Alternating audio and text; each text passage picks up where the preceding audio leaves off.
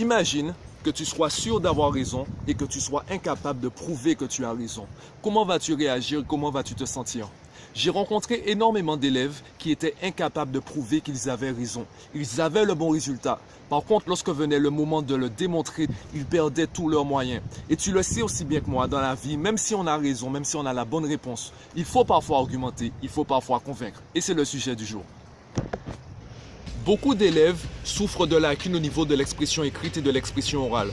Et en creusant, je me suis rendu compte que tous ces élèves avaient quelque chose en commun. Ils étaient d'accord avec tout le monde. Ils disaient oui à tout. Le problème du oui, c'est qu'il tue le débat.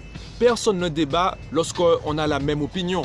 Par contre, un non ouvre la discussion. Un non dit « je pense différemment de toi et pour cela, il faut qu'on en discute ».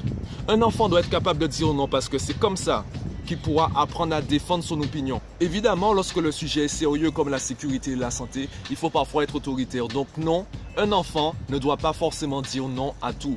Par contre, il y a des sujets moins sérieux, plus simples, sur lesquels un enfant peut débattre, un enfant peut réagir. D'ailleurs, pour toi-même, si tu veux développer ton expression orale, j'ai un petit exercice pour toi.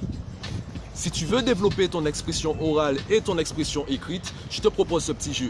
Tu trouves un groupe d'amis, alors essayez d'être un nombre impair. Vous allez définir un juge et vous choisissez un sujet de débat et vous faites deux groupes. L'un sera pour, l'un sera contre. Personne n'a son mot à dire. On laisse le hasard décider qui est pour et qui est contre.